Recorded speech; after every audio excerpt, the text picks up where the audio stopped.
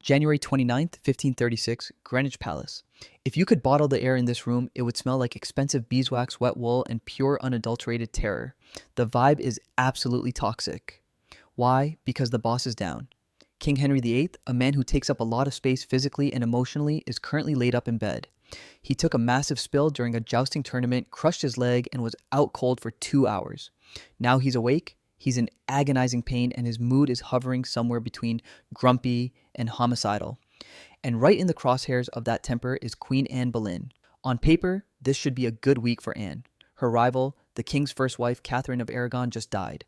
The old model is officially in the ground, but Anne isn't celebrating. She's panicking. She knows the rules of this game better than anyone. You see, Henry VIII didn't look at wives as life partners. He looked at them as biological 3D printers. Their one and only job was to print a male heir. If the printer worked, you get palaces and jewels. If the printer jammed, you didn't call tech support. You threw the machine in the trash, or in Henry's case, the dungeon, and you bought a new model. Anne is currently pregnant. This is her last cartridge. She knows that if this baby comes out wearing a dress, she is finished. In our timeline, we know exactly how this horror story ends. The stress gets to her. The news of Henry's accident, the rumors of him flirting with Jane Seymour. It breaks her. She collapses, she miscarries, and the midwives confirm the tragic truth. It was a boy. For Henry, that wasn't a tragedy. It was a breach of contract. He decides God hates the marriage. 4 months later, chop. Anne is a head shorter, her reputation is trash, and her daughter Elizabeth is declared a bastard. But history is fragile. It hangs on a heartbeat. So let's play God for a second. Let's reach into that cold, fearful room and stop the bleeding. What if the pain subsided? What if the child held on? What happens when the 3D printer actually works? And Anne Boleyn hands the king exactly what he ordered. Let's see how a baby boy saves a queen and completely destroys the world we know. The most dangerous room in England. To really understand why this moment is so explosive, we have to look inside the twisted, painkiller-addled brain of Henry VIII. On the surface, you might think Henry just wanted a son to carry on the family name. You know, standard king stuff. Secure the dynasty, keep the French out, blah, blah, blah. But it was way deeper than that. This guy didn't just want an heir, he wanted a cosmic receipt. Think about it. This man literally broke Europe to get Anne Boleyn. He divorced Catherine of Aragon, the daughter of Spanish royalty, creating a diplomatic nightmare. He told the Pope to kick rocks. He appointed himself the CEO of the Church of England just to legalize his own love life. He bet his entire soul, his reputation, and his kingdom on this specific marriage. Now look at the scoreboard. If Anne gives him a daughter, or worse, a dead baby, then the Pope was right. The Catholics were right. It means Henry isn't a visionary, he's a sinner, a heretic, and a loser who destroyed his country for a fling. But if Anne gives him a son, that is God giving Henry a giant thumbs up. It is divine validation. It proves he was right to wreck the Catholic Church. It proves he is God's favorite guy. So, yeah, no pressure, Anne. Just the spiritual legitimacy of the entire kingdom resting entirely on your uterus. And if the existential dread wasn't enough, let's talk about Plan B. Her name is Jane Seymour. If Anne Boleyn is a glass of spicy, complex, expensive red wine, Jane Seymour is a cup of room temperature milk. She is the anti-Anne. Where Anne is loud, brilliant, and difficult, Jane is quiet, submissive, and plain. And right now, Henry is hurt. He's tired. He doesn't want brilliant. He wants easy. Jane is currently lurking in the hallways, batting her eyelashes at the king while he recovers from his leg injury. She is the human equivalent of a safe mode reboot for the monarchy. The conservative lords, the guys who hate Anne's guts, are already placing their bets on Jane. They are coaching her, dressing her, and sharpening their knives, just waiting for Anne to slip up one more time. But here is the real kicker, the thing that makes this a thriller and not just a soap opera. Anne isn't just a wife fighting for her marriage. She is the CEO of Reformation Inc. She is the patron saint of the Protestant movement. An entire political faction, the Boleyn family, the radical reformers, the guys risking their lives translating Bibles into English, their stock price is tied directly to Anne's survival. Thomas Cromwell, Thomas Cranmer, these guys are leveraged to the hilt on Anne Boleyn futures. If she falls, they don't just lose their jobs, they lose their heads. The stakes in this room are apocalyptic. We are talking about a total stock market crash of the new religion. Stop for a second. Do you think you could handle that? Imagine your boss is a homicidal maniac with a god complex who recently beheaded his friends. Your replacement is already sitting at your desk picking out new curtains. And your literal survival depends entirely on a 50-50 biological coin flip that you have absolutely no control over. Most people would crack. In our timeline, the pressure was too much and Anne did crack. But in this universe, she takes a deep breath. She stares down the abyss, and against all odds, she delivers. The conflict. It's a Boy, the reboot. Fast forward to the summer of 1536. The heat in London is oppressive. The city is quiet, waiting for the bells to ring. Everyone knows the drill. One type of bell means a princess, another type means a prince, and silence means a dead baby and a dead queen. Then it happens. Boom! The heavy bells of St. Paul's Cathedral start losing their minds. Gun salutes fire from the Tower of London. Bonfires are lit on every street corner. It's not a funeral. It's a jackpot. It is a prince, a healthy, screaming, undeniably male heir. And Henry VIII, this absolute unit of a man, this guy who chops off heads before breakfast, he completely falls apart. We are talking ugly crying, snot and tears. He grabs the baby, who they obviously name Henry, because this guy's ego is visible from space and he holds him up like the Lion King. In his head, this is vindication. This is God sliding into his DMs to say, "My bad, Henry. You were right about the Pope. Here is your son." The cosmic receipt has been delivered. Now let's talk about the cleanup crew. First up, Jane Seymour. Remember her? The Plan B. The quiet girl waiting in the wings to step over Anne's corpse cancelled. The moment that baby cries, Jane Seymour's career is over. Henry loses interest faster than a kid with a broken toy. He pats her on the head, maybe gives her a nice parting gift, and ships her back to the countryside. She doesn't become a queen. She doesn't die in childbirth, giving Henry a son like she did in our timeline. She just fades away. She marries some local nobody and spends the rest of her life raising chickens and telling people, "I almost dated the king once." History deletes her. And then there are the conservatives, the Catholic sympathizers, the old guard. Leading the pack is the Duke of Norfolk, Anne's own uncle. This guy is a snake. In our timeline, he presided over Anne's trial and sentenced her to death without blinking. But now, oh, watch the whiplash. As soon as the news breaks, Norfolk performs the fastest political U-turn in British history. Suddenly, Anne isn't the great whore. She's his beloved niece. She's the glory of the Howard family. He and his cronies stop sharpening their knives and start polishing baby rattles. They know the score. You don't mess with the mother of the future king. But the biggest change, it's Anne herself. For 3 years, she has been the goggle-eyed whore. She was hated by the public, spit on in the streets, and tormented by anxiety. She was paranoid, jealous, and screaming at Henry every time he looked at another woman. That Anne is gone. Holding that baby boy, she achieved something she never had before: security. She doesn't need to be jealous anymore. She doesn't need to fight for Henry's attention. She has won the game. She transforms from a desperate mistress into the mother of the nation. Her position is now bulletproof. She is as unassailable as the stone walls of the Tower of London. The same tower she was supposed to die in. She looks out at the court, at the snakes, at the king, and she smiles because she knows she's not going anywhere.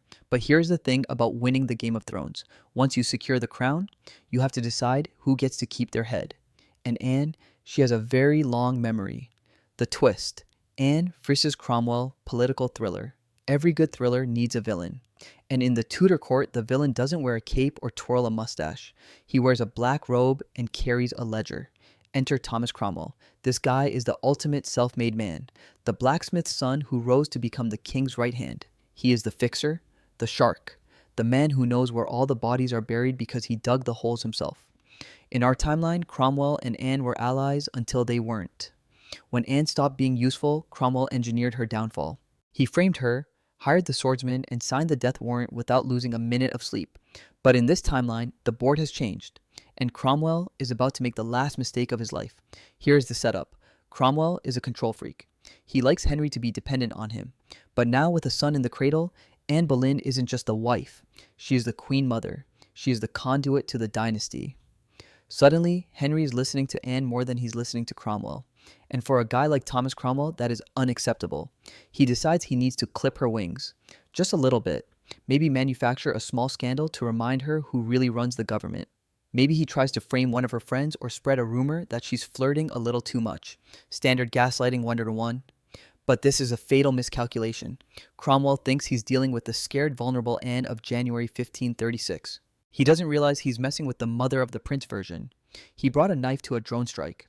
The showdown happens not in a courtroom, but in the king's private chambers. Henry is in a great mood. He's bouncing baby Prince Henry on his knee, high on fatherhood and ego. Anne sees her moment. She doesn't scream. She doesn't throw a tantrum. She strikes with surgical precision. She leans in and whispers the one thing that triggers Henry more than anything else: money. You see, Cromwell has been overseeing the dissolution of the monasteries, stealing all that church gold to fill the king's pockets. Anne gently suggests, "Darling, have you checked the books lately? Cromwell seems to be getting very rich very fast. Are you sure all that gold is making it to your treasury?" Boom! Henry VIII is paranoid about two things: his masculinity and his wallet. Anne hands him the receipts. Maybe real, maybe exaggerated, it doesn't matter. She paints Cromwell not as the loyal servant, but as the greedy skimming manager stealing from the crown. For Henry, this is the ultimate betrayal. He turns on Cromwell faster than you can say treason. In real history, Cromwell survived until 1540 before Henry chopped his head off. In this timeline, he doesn't make it to 1537. There is no long trial. There is no mercy. Anne Boleyn, the woman he planned to destroy, signs his death warrant. Thomas Cromwell is dragged to Tower Hill. The crowd cheers, the axe falls, and just like that, the most dangerous political operator in England is gone. Anne has personally eliminated the only man smart enough to take her down. Now look at the fallout. This is where the timeline splits wide open. With Cromwell dead, the brakes are off the English Reformation. Cromwell was a pragmatist. He wanted power and money, but Anne is a true believer. She is an evangelical radical. She teams up with her buddy Archbishop Thomas Cranmer, and they go full throttle. In our history, England took a middle way, a mix of Catholic ritual and Protestant theology. It was Catholic light, but under Anne and Cranmer, no way. They launched the Boleyn Reformation. We are talking radical iconoclasm. Statues of saints smashed, stained glass shattered. The Bible is mandated in English in every single parish. The monasteries aren't just closed, they are erased. Funds that Cromwell would have hoarded for the king are poured into education, new colleges, new schools specifically designed to train a generation of hardcore Protestant thinkers. England becomes the Geneva of the North. It becomes a beacon of radical Protestantism decades before it was supposed to. There is no room for compromise. Anne Boleyn has not just secured her marriage, she has fundamentally rewired the soul of the nation. She has won the war for the king's heart, and now she is coming for the kingdom's soul. Consequences. The Boring Kingdom, January 1547. The furnace finally burns out. King Henry VIII dies. But unlike in our timeline where he died a bloated, angry, wife-swapping mess full of regrets in this world, he checks out with a smile on his face. He dies fat, happy, and validated. He got his son. He beat the Pope. He mic drops his way into the afterlife, believing he is the greatest monarch who ever lived. And he leaves the keys to the kingdom to a 9-year-old boy, King Henry IX. But let's be real. A 9-year-old isn't running the show. The person sitting in the big chair, the person signing the laws and commanding the armies.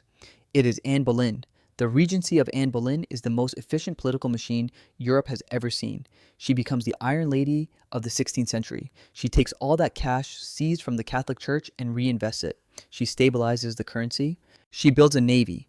England becomes rich, secure, and incredibly well managed. It also becomes incredibly boring. Because here is the trade-off. Anne is a radical religious reformer. Under her rule, England isn't the party capital of Europe. It's a monastery without walls. Theaters closed, festivals banned, fun illegal. The culture becomes strict, pious, and severe. It's a no-drama zone. It is stable, yes, but it has no soul. And the product of this environment is King Henry IX. Raised by a fanatical mother and tutored by strict bishops, Henry IX grows up to be a total buzzkill. He isn't a warrior like his dad. He's a nerd, a theology bookworm. He rules for 40 years, and he spends most of them writing angry letters to the Pope and auditing the national budget. He is a safety-first king.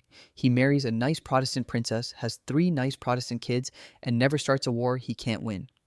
History remembers him as Henry the Prudent. Great for the economy. Terrible for the history books. And what about the other players Mary Tudor? The girl who would have been Bloody Mary. In this world, she never gets a chance to burn anyone. She is a relic of the old religion. Anne Boleyn ships her off to marry some minor Catholic duke in Portugal or Italy just to get her out of the house. She lives a life of quiet, bitter obscurity. No power, no revenge, just a footnote. But the real tragedy of this timeline isn't who we lost. It's who we wasted. Let's talk about Elizabeth. In this world, she is still brilliant. She is still sharp-witted. She still has that fire in her eyes, but she is just the king's big sister. She is never thrown into the Tower of London. She never has to beg for her life. She never learns the brutal art of survival that turned her into a genius politician. She never swears that famous oath to be married to England. Instead, when she turns 20, her brother Henry IX arranges a sensible marriage for her. She is shipped off to Germany to marry a Protestant elector, let's say the Prince of Saxony. She becomes a duchess. She manages a household. She does needlepoint. She gives birth to a string of children who speak German and don't know who their grandfather was. She lives a long, comfortable, safe life. She dies in her bed surrounded by family, and the world never knows her name. There is no Virgin Queen, no Gloriana, no Golden Age. The Shakespearean plays that defined the English language never written because the vibrant, chaotic culture that fueled them didn't exist in Anne's strict regime. The defeat of the Spanish Armada, it's just a naval skirmish commanded by a bureaucrat, not a legendary victory led by a warrior queen in white armor. We saved Anne Boleyn, we saved the boy, we saved the dynasty, but in exchange, we erased the most magnificent woman to ever wear a crown.